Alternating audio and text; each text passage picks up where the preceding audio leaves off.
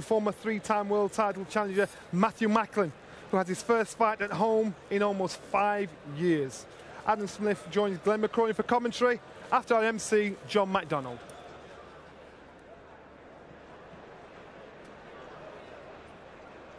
Ladies and gentlemen, a very warm welcome to the Barclaycard Arena here in the great city of Birmingham, England. Eddie Hearn's Matchroom Sport proudly present a night of championship boxing, sponsored by 888 Sport, Scott's Menswear, StubHub, and WeBuyAnyhouse.com. We are live on Sky Sports as we continue to bring you the very best ringside seat in the business.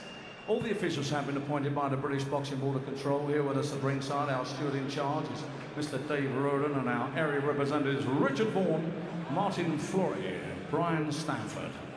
Medical Officer Dr. Hussain, Dr. Ahmed, Dr. Kumar, and Dr. Binnell.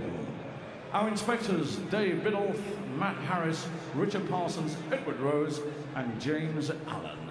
And now, ladies and gentlemen, we are in the middleweight division.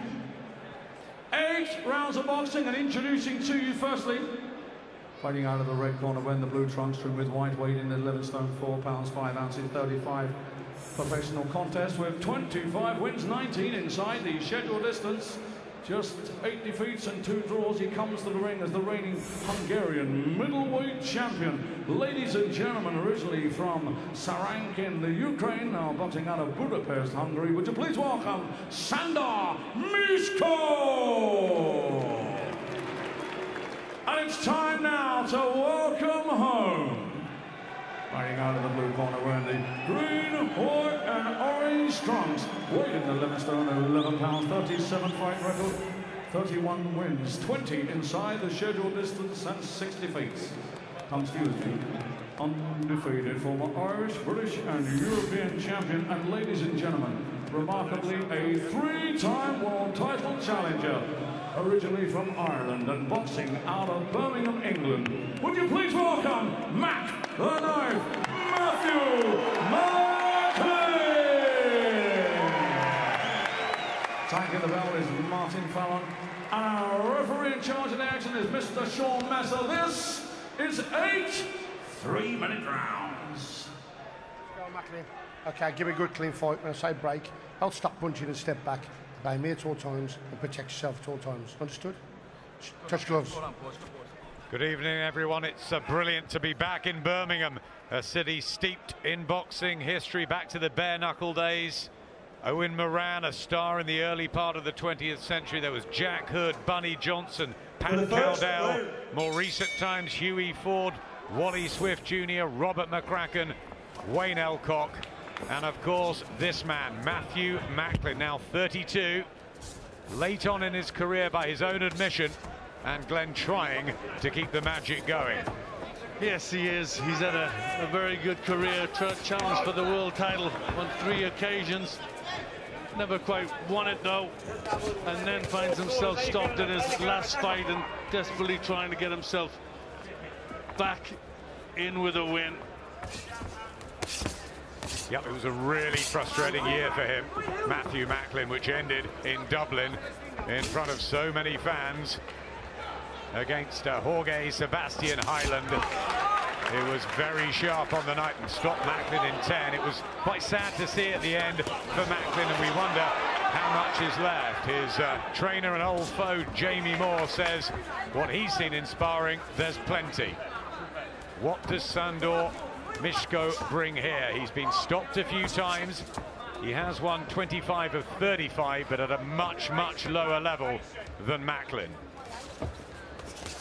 Well, this is a fight that Macklin not only should be winning, but he should be winning in really good style. And he started looking quite sharply. Micsko's taken the fight to him, and Macklin's come straight back at him, hit him in with good combinations to head and body. Just a little short there, but accuracy on the whole. So far, so good for Matthew Macklin, who must have had a long think about whether to call it a day. Those 3 big challenges, and I think the one against Gennady Golovkin with that scything body shot hurt so much. But Macklin's got a body shot in here on Micsko, which I think he felt a bit there, Glenn. Yeah, I think he did. It was a solid enough punch. Macklin himself looking a little reddened around the face. Took a few crunching punches himself on the ropes. There's the uppercut again. He's always liked a bit of toe-to-toe warfare. I think will always be remembered for that phenomenal domestic dust-up he had with Jamie Moore some 9 years ago now. One of the fights we've had in a British ring in years. It's one of the very, very best. Macklin always value for money. And the first round here, quite more of the same, really. Yeah, he's always been an entertaining type fighter. The crowd have always liked him, and rightly so, and that's what's put him in with big fights. And he's always entertained. But after the Hieland defeat, you wondered, was there anywhere left to go for Matthew Macklin? Good jab from Macklin. He's an intelligent guy out of the ring. Nice right hand to finish the first round. So he's made the decision to carry on, and it was a decent opener from him.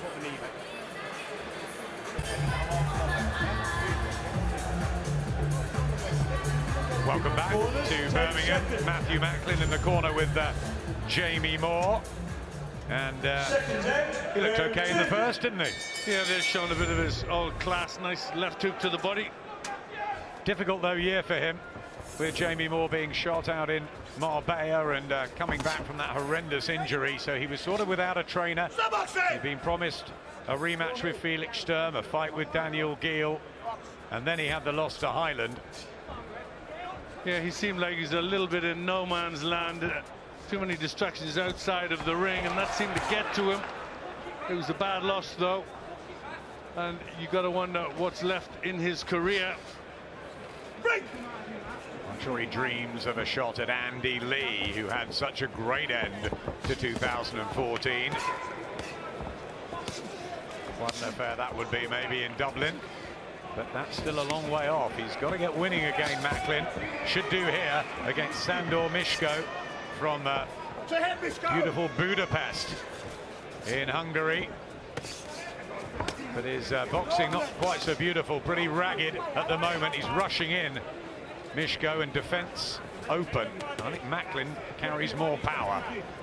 Yeah, Macklin looks content just to wait for Micsko to come at him and then look to try and get through the middle with body punches and uppercuts. Down he goes, Micsko, and he's hurt. This was the round that he was stopped by Chris Eubank Jr. I don't think he's going to get the count today. He's going to be knocked out. It's an easy, a facile comeback win for Matthew Macklin in front of his Birmingham crowd. He was delighted to be back in a ring. He was even happier for it to be in his home city. And at 32, he gets his 32nd win. And who knows what's ahead? Well, brother Seamus, a lot of relief and a big smile on his face as he jumped in the ring. It was, as you said, it was rather easy for Macklin. We thought it would be beforehand, but you've got to give him the benefit of a fight to get back in there and get some confidence back. Body shot with the right hand, and he was never gonna make it. No, he was content to let Micsko come at him and attack him. He just tucked up and just waited for the opportunity. When Micsko let his hands go, slipped in with a nice punch inside the arms to the body, and Micsko felt the force of that and didn't want any more of Matthew Macklin. Mack The Knife, Seamus's brother, Jamie Moore with him, and Macklin's back. Ladies and gentlemen, timekeeper Martin Fallon has recorded a time of 1 minute and 28 seconds of the second round. Your winner by count out from Birmingham, Mack The Knife Matthew Macklin. Huge applause from the many people here who've come out to see their home man Matthew Macklin. He'll be relieved and happy. However, Well, easy it was on paper and pretty much in the ring that he's got the victory, Glenn. Yes, I'd like to say it was return of the Mack, but I think there's a few more tougher tests before we really know if he's back and if he can get back into, you know, tough quality form again. I guess it's about keeping busy, getting the momentum going again, and hoping in what's a packed middleweight division that the opportunity arises. It probably will. It probably will. You know, he's a name, he's a good fighter, and he's exciting. And he's intelligent, so let's find out what Andy Scott can get out of him. Matt, no doubt you would have thought long and hard about returning following your loss to Jorge Sebastian Hieland. How did it feel to be back? Yeah, good. A bit eager in the first round, just trying to shake off some frustration. But yeah, no, not nice to get a win. And yeah, and in Birmingham, we all, you know, haven't boxed it for 6 years. So yeah, nice to get a win here and nice to be back. There's a lot of questions from us. There's probably a lot of questions from you as well. Are you at 33 next week? Are you still able to make the body do what the mind wants it to do? Well, the mind's willing. Just have to see if the body does what it's told. But I mean, yeah, I think as you get older, you get twinges here and niggles that you never got before, and it takes longer to recover after a real hard session. So I think, bearing all that in mind, I think it's important to alter your training. Of course, you've got to train hard, but I don't think you can flog an old dog the same as a young dog. And I think last year I trained probably the harder than I've ever trained in my life, and very little rest through one thing or another. Days kept putting back. No one's fault, just boxing, it happens. And I think by the time I fought in November, I trained so hard for so long, and the body was just tired. I mean, that's my reading of it. I mean, on the night of the fight, I thought either I'm old and I'm past it, a long career's took its toll, because, you know, for the first 4 rounds against Hieland, the fact of control, I could see everything he was doing. After 4 rounds, I just felt like there was nothing there. So, you know, I'd done the weight fine and everything. So the only thing I could put it down to was either it's a long career taking its toll, or I was overtrained, burnt out, jaded from being in the gym all year. And when I analysed everything, I had a good rest, didn't rush a decision. When I thought about everything, it's very, very possible, most likely, that I was just burnt out. So, you know, bearing that in mind, if you're retired a long time, I don't want a year down the line thinking, oh, it was that, let's come back. I'd rather know now. So, yeah, you know, I had a good rest, but spoke with Eddie. There's lots of options. He can fill you in more, but yeah, there's lots of options. I'm a big name in the middleweight division, so you know, it's good to get a win. And now I'm ready to fight. I'll fight anyone, any 50-50 fight, whoever it is. Whatever fights come up, I'll fight them. I know Eddie's going to have a lot to say about it, but I'd like to have a quick word with Jamie Moore. Jamie, great to see you back in the corner. I know Matt dearly wants that world title shot. Do you still think he can get there? Yeah, I do. We spoke about him coming back. You know, we said if he doesn't look like he's the same sort of fighter, then, you know, he'd make the decision not to fight. But he's definitely still got it. He's as good as he was before. I agree with him. I think he was overtrained. And as you get older, you've just got to adjust your training a little bit. You do get little niggles. You can't really do the stuff what you was doing when you were 25. But, you know, you adjust yourself and you make little changes, and experience lets you do that. So I believe he can go on and win the world title, yeah. Eddie, I know there'll be tougher tests ahead, but how would you map out the future for Matt now? Well, he's had that many fights on HBO and so many competitive fights that they're always calling, and they have been over the last couple of weeks. You know, the Daniel Jacobs fight's a fight that can definitely get made for the end of summer or September. And tonight was just about getting Matthew back in the ring. He had big decisions to make after the Hieland loss.